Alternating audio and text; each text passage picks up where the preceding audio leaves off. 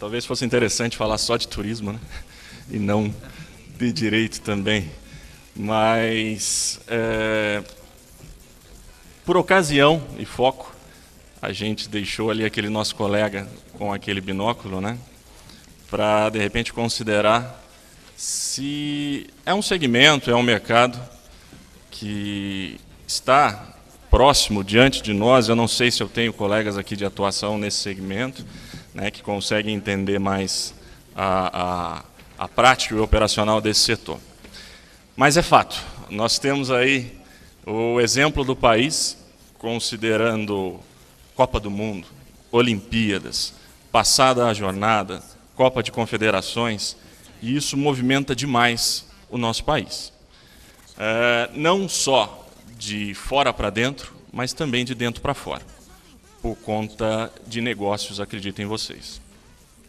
Falar de direito e turismo, né, eu acho que é importante a gente pontuar a necessidade de, sempre que escolhemos alguma coisa para agir, até que ponto a gente tem um contato ou efetivamente conhece sobre aquilo que o potencial ou real cliente nosso faz. Por quê?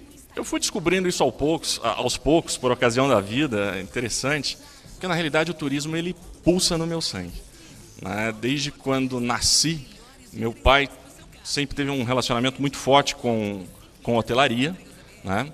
E depois, no início da década de 80, na área de agenciamento e operação de viagens. Antes mesmo de sonhar em fazer direito, eu já trabalhava, eu já tinha experiência profissional no meio de operação de viagens, de intermediação de viagens.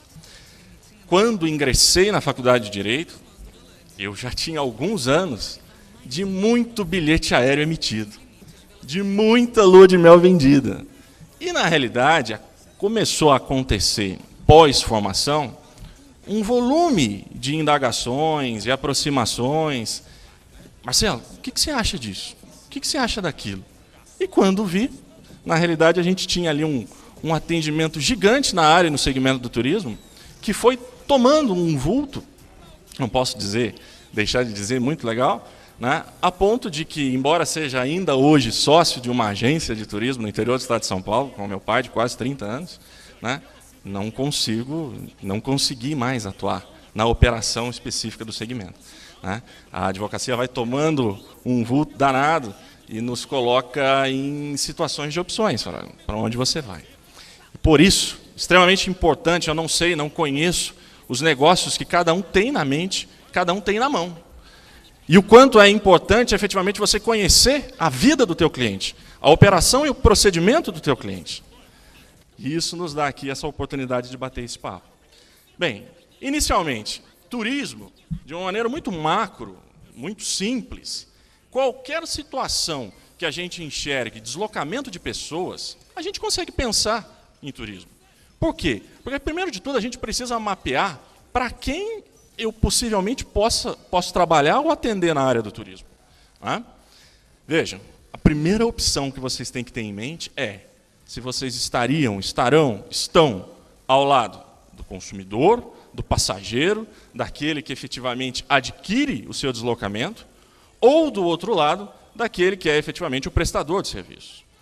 Para isso, para nós entendermos um pouquinho esse mapa de atuação, vejam lá, quais são as modalidades desse deslocamento de pessoas, que o Brasil hoje tem isso muito bem pontuado, mas o mundo inteiro.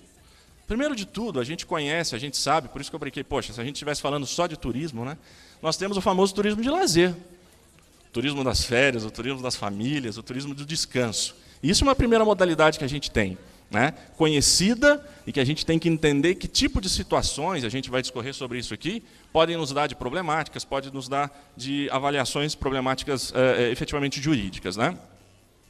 Turismo de negócios. Saibam que praticamente é um dos mais potentes e fortes do país no dia de hoje. Né? O turismo de negócios, ele representa, na emissão de passagens aéreas nacionais e internacionais do Brasil, aproximadamente 70% dos bilhetes emitidos. 70% dos bilhetes emitidos, considerados o dia a dia nosso aí. Tá? É o famoso turismo corporativo. Tá? Turismo religioso, falar disso nesse momento, nesse dia, considerando a semana passada, né? O tamanho do turismo religioso no Brasil para os próximos meses, próximos anos, é incalculável. Eu tive uma informação em Brasília agora na quinta-feira, na 41ª reunião do Conselho Nacional de Turismo, o ministro Gastão Vieira estava lá, né? E nos foi atualizado que Aparecida, no interior de São Paulo, nossa vizinha, inclusive, de cidade, 15 quilômetros de onde resido, onde é a nossa sede de escritório, Lorena, ela movimenta, no ano, aproximadamente 15 milhões de pessoas. Uma cidade do tamanho de Aparecida, considerada a Basílica Nacional de Nossa Senhora Aparecida. Para vocês terem ideia, Lourdes, França, visitadíssima durante o ano inteiro, movimenta estatisticamente aproximadamente aí uns 6 milhões de pessoas. Não é à toa que órgãos como o SEBRAE, que órgãos federais estão disponibilizando o tamanho de verba, né, no país, alocadas em alguns pontos e estados do Brasil, porque nós não temos só a Basílica Nacional para pensar em turismo religioso, né, nós temos aí Pará, Belém, nós temos outros pontos no Nordeste também, próprio a região Sul, com alguns pontos específicos aí com relação a turismo religioso, que movimentam pessoas e volume financeiro gigantesco. E isso vai desencadear cada vez mais deslocamento de pessoas e, portanto, negócios. Nós que estamos ali muito próximos, visualizando a Aparecida, o tanto de hotelaria que se levanta, a própria Basílica, que tem hoje um hotel atualizado de mais de 300 apartamentos. Imaginem o volume de negócios, imaginem o volume de transações relacionadas nisso tudo. Né? Turismo de saúde. Eu juro para vocês que não cortei aquela foto das pedras ali, ela está daquele jeito ali mesmo. Mas ela movimenta, o turismo de saúde ele tem uma grande movimentação no país também. Né? Nós temos aí áreas específicas no Brasil, termais, grandes hotéis preparados e aperfeiçoados para isso, com atendimentos de massagens, né, áreas de spa com estruturas altamente tecnológicas, né, e de grande qualidade, e que movimentam um volume gigante também de pessoas. Né, questões de dietas médicas, né, que também aí alocam inúmeros investimentos. Tá? Turismo histórico. O Brasil é forte nisso também. A gente tem diversas possibilidades de negócios sendo gerados, investimentos sendo alocados por ocasião de turismo histórico. Nós temos a região de Minas Gerais, né, com cidades históricas tombadas, Paraty, tombada, né, que são referências aí no Brasil com relação a esse tipo também de deslocamento de pessoas. Vejam, será que eu conheço alguém de algum desses tipos de negócio? Será que eu tenho proximidade com algum desses segmentos? Tudo é turismo, mas qual é a minha possibilidade considerando cada um deles? Ou eu tenho plena consciência de que eles todos existem nesses termos? Né? Turismo de aventura, ecoturismo, esportes radicais. Imaginem, né, o quanto a gente tem de investimento também nessa modalidade de turismo. A gente precisa conhecer, eu preciso escolher, eu preciso me aproximar para efetivamente poder agir, né? Me aperfeiçoar com relação a isso. Meio-dia é sacanagem, né? Mas turismo gastronômico. O Brasil é altamente movimentado por conta de gastronomia. Nordeste, né? São Paulo, onde estamos, capital, um dos roteiros gastronômicos mais fortes do mundo. E isso movimenta o quê? Só deslocamento de pessoa? Saibam que restaurantes, bares, estão todos alocados e, entre aspas, cuidados pelo Ministério do Turismo, porque se relacionam a esse deslocamento de pessoas e relacionam negócios. Não é? Turismo de compras. Aqui a gente pode dizer de um turismo emissivo e não receptivo, como a gente diz, né? O quanto o Brasil hoje exporta pessoas, desloca pessoas para realizarem compras fora do país, é um negócio sem tamanho. Né? É muito comum aviões chegando, tanto da Ásia quanto dos Estados Unidos, com pessoas que já não mais consideram a possibilidade de usar 2 bagagens de 32 quilos cada uma. As pessoas trazem mercadoria hoje em mini containers, alugados diretamente pela companhia aérea, junto à companhia aérea. Vocês imaginem o que um aeroporto internacional de Guarulhos, que promete um Terminal 3, ser maior do que os outros 3 hoje existentes juntos, o que a gente tem pela frente aí. Diz a GRU Airport, que é hoje a nova, quem hoje cuida do aeroporto internacional aqui, que será um dos aeroportos mais modernos do mundo, com esteiras empregadas, com alta tecnologia, que em muitos países hoje não existe, né? A gente sabe que tem muita coisa para melhorar ali, né? Mas quantas demandas surgem por conta de um aeroporto para a gente? Né? Tivemos greve de aeroportos essa semana para a Infraero, Congonhas teve aqui alguns reflexos. Turismo rural, turismo GLS, fortíssimos hoje a nível mundial, né? Olha o quanto a gente tem de segmentos dissecados em que a gente pode se aproximar, tentar entender e focar. Porque não adianta você chegar também e dizer, olha, eu trabalho com turismo. Ah, mas você trabalha especificamente em qual segmento? Todos. Não é complicado, tá? Muito bem. Feito esse mapa de atuação, quem será que são os players que pode efetivamente a gente consegue aí tratar, principalmente se a gente tiver aquela opção de trabalhar do lado do fornecedor, de atuar para o fornecedor? Quem são os players? E a partir desses players, que tipo de legislação eu tenho existente e aplicada? Ah? E na prática, o que a gente encontra de problemática e de que gera efetivamente o nosso trabalho, seja consultivo, seja contencioso? Quais são os players existentes considerado o turismo? Muito bem, meios de hospedagem, considerados os grandes hotéis, consideradas pousadas, consideradas campings, né? Todos têm a sua participação e são contemplados por uma lei federal que hoje pode-se dizer aí a lei-mãe do turismo, né? Ela até é chamada comumente como Lei Geral do Turismo, né? Lei 11.771 de 2008, né? 11771/08, é a Lei Geral do Turismo. E ela contempla, entre os prestadores de serviços, lá elencados no artigo 21, se não me engano, que os meios de hospedagens são efetivamente considerados, né, um dos prestadores de serviços turísticos. Vejam, meios de hospedagem, tem lá uma grande gama de legislação própria? Digo para vocês que não. Ela se apoia inicialmente nessa lei federal que eu acabei de citar-lhes. Isso é um problema do turismo como um todo no Brasil. A necessidade de se normatizar, e normatizar com qualidade. Com essa informação, ouvindo direto do diretor de Câmara de Negócios Jurídicos do Ministério do Turismo, nesta semana, lá em Brasília, acreditem, mas de 100% de meios de hospedagem que nós temos no país, nós não chegamos a 5% de meios de hospedagem cadastrados no Ministério do Turismo.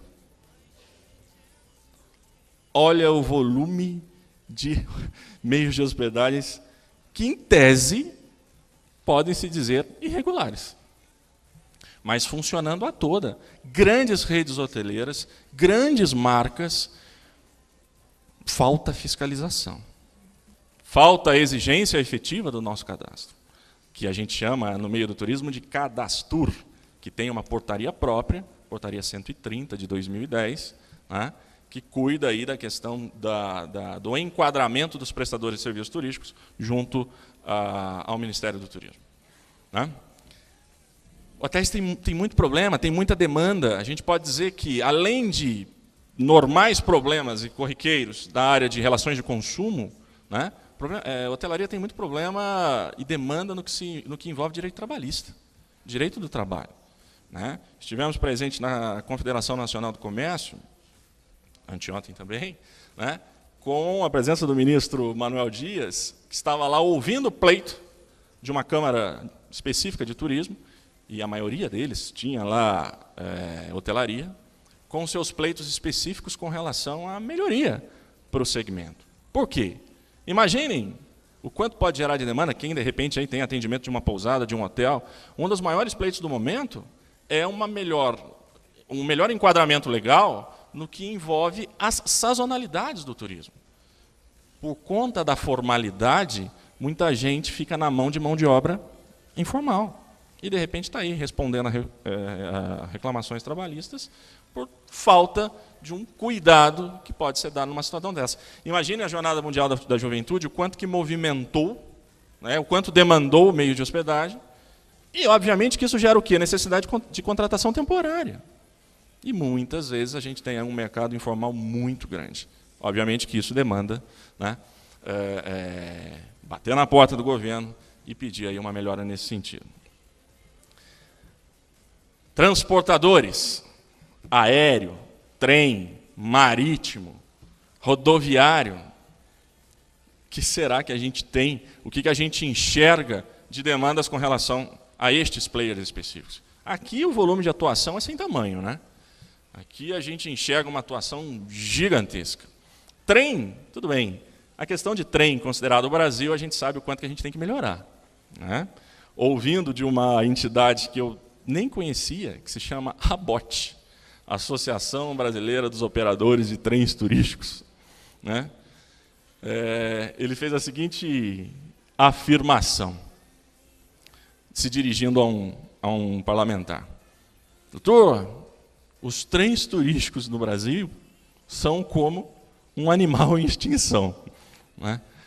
Ou seja, nós temos aí, obviamente, que uma possibilidade vasta de se explorar isso, né, considerando, por exemplo, os Estados Unidos e a Europa, a própria Ásia, Japão, o quanto usam de trem e o quanto tem ali de eficácia logística por conta disso, nós ficamos na mão nesse sentido. Agora, considerando transportadora aérea, a gente sabe o quanto de questionamento que a gente tem aí, né? Você pode atuar diretamente em corpos jurídicos das companhias aéreas, mas, obviamente, que você tem muita situação em que elas são regularmente questionadas, diariamente questionadas. Até porque nós estamos falando do quê? De um serviço público por concessão.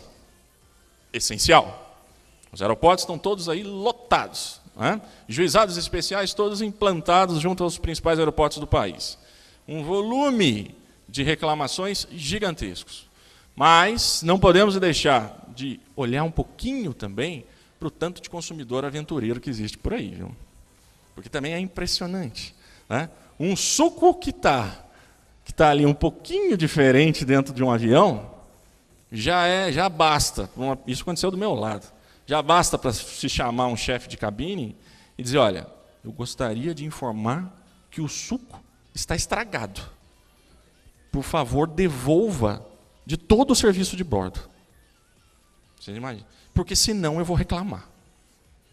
Eu vou registrar a reclamação. Então, a gente tem, obviamente, que muita aventura também pelo país, muita abusividade, e aí existe um papel gigantesco para aqueles que estão aí ao lado dos fornecedores de batalhar de uma melhora de entendimento do judiciário, como os colegas aqui já mencionaram, considerado o tamanho da dificuldade disso, né? E a frieza de entendimentos e interpretações, muitas vezes, aí que a gente tem. Não é isso? Né? Isso é fato. Regulamentação de transporte aéreo, ela está embasada no quê? Código Brasileiro Aeronáutico. Mas só isso? Não. A partir do momento que a gente tem um avião ultrapassando céus nacionais, se assim podemos dizer, a gente já se mistura aí, já utilizamos o quê? Legislação internacional. Daí a importância também da gente estar ligado aí num mínimo de direito internacional, né? O Brasil ele é signatário de convenções internacionais. A mais recente, uma convenção de Montreal, que foi retificada por um decreto aqui dentro, se eu não me engano, em 2006. Tá?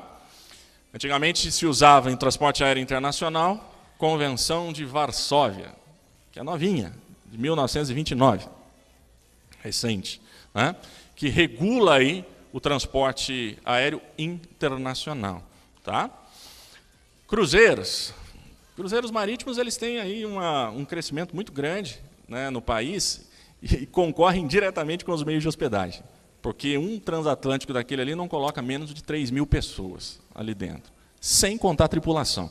Se for contar a tripulação, você pode somar aí mais 1.500 a 1.800 no mínimo, né, que são os funcionários daquele navio. Uma das maiores demandas que existem nas áreas de cruzeiros marítimos, acreditem, é trabalhista.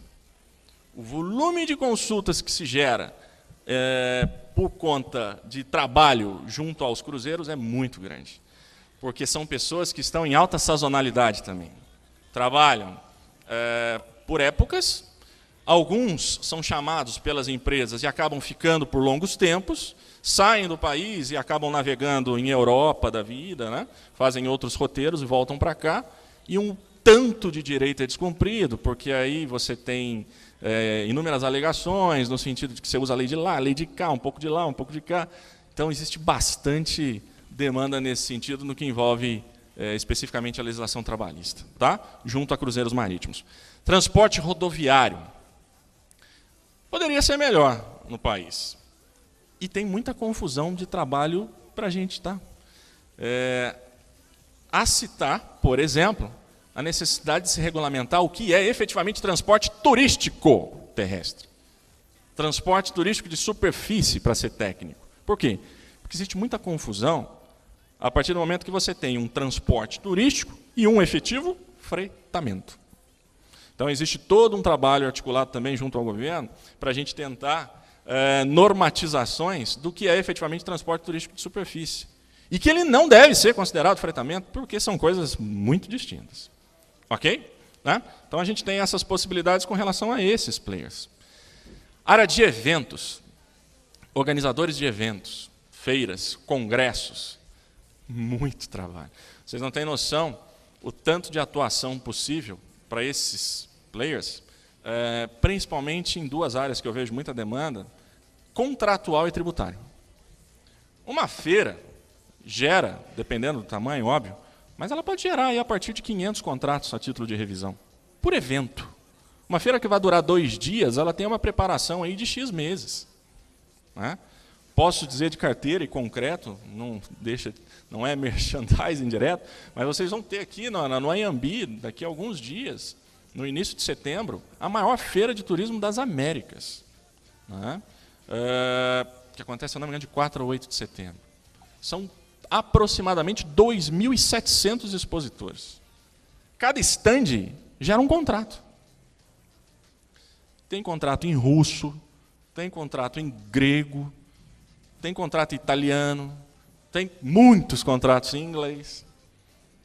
E que não adianta ficar pedindo para eles mandarem a versão em português, que não chega. No mínimo, vão te enviar uma versão em inglês. Tá? Então, e obviamente que nós somos obrigados a ir muito além de conhecer pura e simplesmente um pacta sunt servanda da vida, boa-fé objetiva, né, função social do contrato, e conhecer e estar muito atento, por exemplo, a partir do momento que você vê uma cláusula lá nas 2, 3 últimas finais de um contrato de uma operadora russa, que menciona que qualquer problema que for ocasionado no contrato serão aplicadas as leis russas no contrato, inclusive foram. Imaginem a gente discutir lá em Moscou, né, por conta de um stand aqui. Então, a gente tem também aí e existem, obviamente, que por CNAES, por classificação de atividades, empresas ligadas ao turismo, efetivamente direcionadas para a questão de eventos.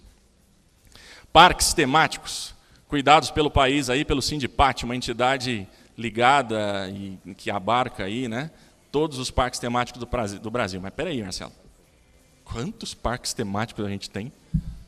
Está falando do Play Center? E aí? Essa entidade, estes interessados, estão em altas negociações com o governo para escancarar as portas no que tange a importações. Por quê? Porque vocês imaginem o volume de mercadoria que esse povo tem que importar, trazer para cá, para, por exemplo, montar uma montanha-russa. Né? Eu coloquei a Disney aí, por conta de uma informação curiosa, porque vocês imaginem também aí o que a gente tem de problemática em área trabalhista. A Disney, considerada a unidade Orlando, Flórida, é a maior empregadora individual norte-americana. Ela nada mais, nada menos tem que 114 mil funcionários naquela unidade. Imaginem cidades do interior aí. Né? Você pega uma cidade e coloca inteira. Ah, você trabalha onde? Na Disney. O seu vizinho, sua mãe, seu tio, todo mundo trabalhando na Disney. Né? A maior empregadora individual norte-americana. Tá? O Brasil tem muito campo para crescer, O Beach Park de Fortaleza acabou de instalar, né, lá na praia de Aquirás, fica lá a 18 quilômetros do centro de Fortaleza, né, um conglomerado de como chama aquilo? De um tobogã, né, aquático, um dos mais modernos, para não dizer o mais moderno do país, né, de não sei quantos milhões de dólares também a título de investimento. Só que você precisa de subsídio para isso. Você precisa de apoio governamental para trazer tudo isso. Não é isso? Aqui é uma área de atuação que muitas vezes a gente pensa ali na empresa A, a empresa B, a empresa C.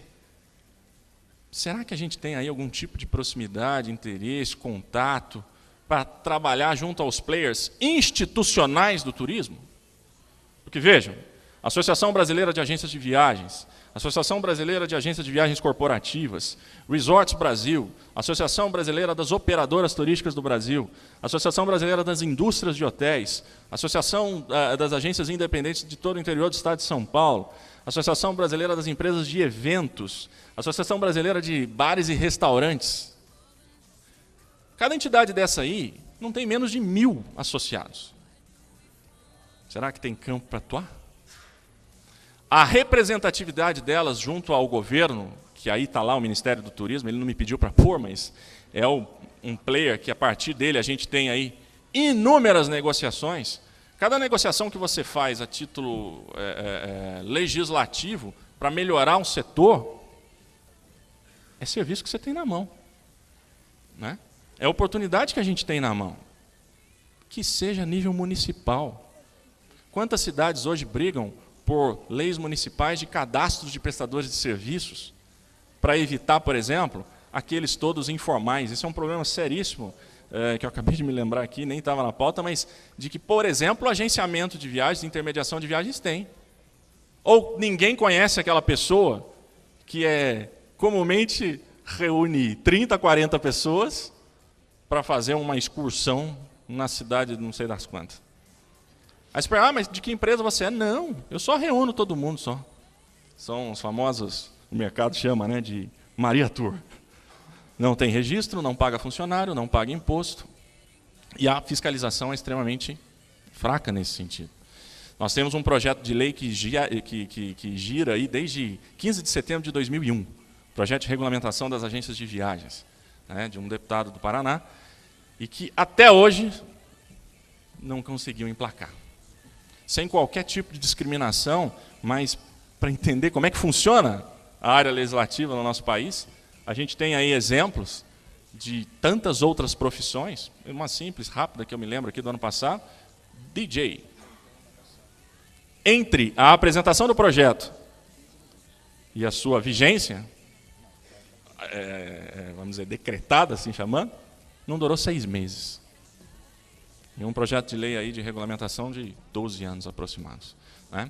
Tem lá, especificado. Por si só, a gente está falando aí de um mínimo de um exercício irregular de profissão, que gera aí uma contravenção penal. Não é isso? Agências e operadoras eu deixei por último aqui, porque a gente tem aí uma proximidade, e aí a partir dessa a gente consegue tratar alguns casos específicos, né? Quais são as ocorrências mais relevantes que o mercado conhece, considerado o agenciamento, a intermediação, a operação de viagens? Casos de cancelamentos, casos de reembolsos, casos de documentos e informações efetivamente prestadas. Quem nunca viu, leu nenhuma decisão que envolve, por exemplo, uma tentativa de cancelamento de uma viagem, que seja por motivo de saúde, ou porque tivemos aí caso de uma gripe, ou por conta de um vulcão que estourou, e precisou cancelar a viagem. E aí, de repente, o fornecedor chega e apresenta lá uma multa de, para brincar, 150% do valor da viagem. Quantas e quantas vezes a gente não se depara com situações como essa, né? Esses realmente são os maiores problemas, né? As maiores brigas, as maiores lutas com relação ao turismo, né, no mercado de agenciamento e operação de viagens. Os cancelamentos, aquela tentativa do consumidor de ter ali o seu dinheiro de volta. Mas, poxa, não é sempre que os fornecedores estão errados. Você tem inúmeras situações aí em que a gente tem realmente muito consumidor de má fé, né, abusando efetivamente do direito, e infelizmente a gente tem um judiciário muito grande, a gente não pode generalizar, mas que aplica uma frieza muito forte nesse sentido. E aí fica difícil tirar leite de pedra, não é isso? 3 temas atuais e de grande atuação para o nosso mercado aí. Arrependimento, quebra de fornecedor e responsabilidade solidária. Arrependimento, artigo 49 do Código de Defesa do Consumidor. Por quê? A ideia aqui não é a gente ficar discutindo cada um, dizer certo e errado, mas a ideia é lançar os temas para vocês, para que a gente compartilhe. O que a gente mais quer é formação de tese com relação a estes assuntos. É o que o direito, somado ao turismo, precisa muito. Quem tem alguma coisa escrita, estudada, analisada, formatada, expressa em parecer com relação a esses temas, é de extrema valia para o mercado como um todo. Arrependimento por quê? Porque está lá no 49, o quê? Que o consumidor pode desistir da compra realizada em até 7 dias, quando realizada no ambiente virtual, não é isso? Ou na famosa aquisição entre ausentes, certo? Como é que a gente aplica isso no mercado de passagem aérea? Falando para o lado do fornecedor, nesse caso, sendo parcial. Por quê? Vocês imaginem uma compra realizada hoje para uma viagem quarta-feira que vem. Hoje não, mas imagine isso no começo de julho, quando a gente estava falando de alta temporada. O cara compra uma viagem no 28 de junho para viajar no 3 de julho, ele está dentro desse prazo. Vocês imaginem a demanda da companhia aérea nesse sentido? O volume de procura, alta temporada, avião lotado. O cara vai lá e segura 5 lugares para a família dele. Passaram-se 2 dias, ele vai, quer saber, não vamos não. Cancela. Pela lei do jeito que ela está, ele tem direito a tudo, de volta, sem discussão. Imagine o tanto de pessoas que procuraram aquelas vagas no avião e não tinham, porque estavam seguradas para aquela família. E aí? Está lá. Isso é uma das brigas gigantescas. O Dr. Jaime aí vai conseguir fazer algum complemento nesse sentido, por experiência e prática também, de atuação. Isso é seríssimo que a gente sofre por conta desse direito de arrependimento, considerado o turismo. Não estou dizendo que não tem que existir, mas para esse quesito específico, está aí um tema de boa análise e especulação jurídica para nós. Tá? Quebra de fornecedor, vou dar um exemplo do ano passado, 2012, embora aconteceram em alguns. Aqui São Paulo conheceu. Quem não ouviu, Trip and Fan, uma operadora de turismo de Campinas, né? Nós tivemos aí a companhia aérea Pluna, do Uruguai, que pura e simplesmente paralisou atividades. Paralisou atividades, aí de repente ela compra via uma agência. O que a lei fala? Aí eu vou até já misturar com responsabilidade solidária. Quer saber? Você não vendeu? Você não ganhou? A maioria dos juízes em audiência, né? Doutor, gostaria de saber. A agência cobrou por isso? Dá vontade de dizer, não, a agência é entidade filantrópica aqui, né? Só que vejam, exemplos práticos que a gente conhece. Um processo em que a agência, de repente, foi lá e ganhou R$15 de remuneração por conta de uma intermediação de um bilhete aéreo da Pluna. O juiz vai lá e condena a devolução integral da passagem aérea. Até aí, a empresa tem até que entender o risco da atividade econômica que está na mão dela. Só, com as ressalvas da briga da tese de que, poxa, não tem que ser assim. Agora, o complemento da sentença. Indenização de danos morais por R$15 mil. A empresa ganhou R$15. Na brincadeira. Tem que pagar 15 mil de dano moral. Tese gigante aí para a gente, né? E não é de hoje, não é de ontem, é de longos tempos que a gente briga nesse segmento, né? Discutindo responsabilidade solidária nas agências e operadoras de viagem. Né? A responsabilidade solidária é realmente fortíssima. E aí conclamo teses e auxílio nesse setor, porque defendo muito que existe, por exemplo, não uma responsabilidade objetiva no que se refere especificamente a este tema, mas sim, ali especificamente, uma responsabilidade subjetiva. Nexo causal dos prestadores, eu preciso avaliar o que efetivamente eu fiz. Será que eu tenho que atribuir tudo isso no meu risco da atividade econômica? Com esse peso todo? Aí sim, aqui eu já estou levantando bandeira jurídica. E aí o papel gigantesco da gente mudar isso junto ao Poder Judiciário.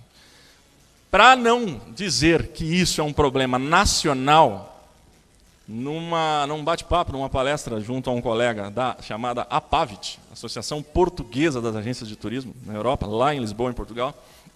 Ele trouxe para a gente alguns exemplos concretos de processos que foram ao judiciário português e que é para a gente rir, né? Casal em lua de mel que vai para o Caribe, desceram aquela escadinha, voltaram depois da viagem e processaram a agência. Por quê? Porque queimaram os pés na areia da praia. A areia estava muito quente e a agência não os avisou. Isso não é uma coisa de Brasil, pessoal. Isso é uma dificuldade de entendimento e tese, posso dizer para vocês, mundial, no envolvimento dos prestadores de serviços turísticos. Tá? A partir do pé queimado, né, nós temos aí a possibilidade de angariar uma graninha. Um outro casal, exemplo do mercado europeu também, em lua de mel, África, fazem um safari, voltam e processam a agência. Por quê? Argumentos do, até então, de novo, recém-marido, diz ele que a viagem dele acabou. Ele ficou totalmente desmoralizado pelo que ele viu lá, naquele safari. Não tinham mais condições de continuar a viagem. Por quê? Porque eles presenciaram um elefante excitado. Eu tive que colocar aquela tarja ali de verdade, tá? E a partir disso, isso gerou aí um processo judicial também, que inclusive estava em andamento. Mas isso é fato. Vocês imaginem o quanto a lua de mel desse cara realmente acabou, né? Principalmente se considerado se fosse esse elefante aqui, viu? Olha, eu não tive acesso às alegações do autor. Vejam, em síntese, moçada. Trabalhar direito e turismo é uma possibilidade extremamente interdisciplinar. A gente consegue passear por atuações especificamente em contratos, em consumidor, em trabalho, em tributário, em administrativo, especificamente na legislação própria turística. Tem um campo gigantesco de atuação e especialização para a gente fazer. Você pode ter equipes direcionadas dentro de um escritório para atender o segmento conforme cada demanda. Porque não adianta e não precisa você, de repente, demandar a equipe tributária para discutir responsabilidade solidária. Tem muito assunto. Eu teria aqui trocentas teses para comentar com vocês se a gente tivesse que dissecar cada um desses segmentos. Eu já fui aqui informado da hora. Volto a dizer, se considerarem o turismo como uma área de atuação, foco. Quem será que eu conheço? Será que eu conheço alguém de uma pousada? Aquele cara lá do camping, o rapaz que faz receptivo com vans na minha cidade? Existe aí possibilidade muita de atuação.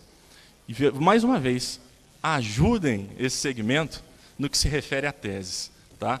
Quem quiser acompanhar também teses, tem aí, a gente tem, né, blog e um tanto de notícia que a gente propaga referente ao direito aplicado especificamente no turismo, que a gente vai ficar ao inteiro dispor de vocês aí e mais, somar esses entendimentos e convencimento do país e melhora do turismo como um todo, porque a gente tem certeza que a gente tem uma segurança de ter uma Copa e uma Olimpíada aí, né, sustentável com relação ao Brasil. Muito obrigado, a gente está à disposição aí.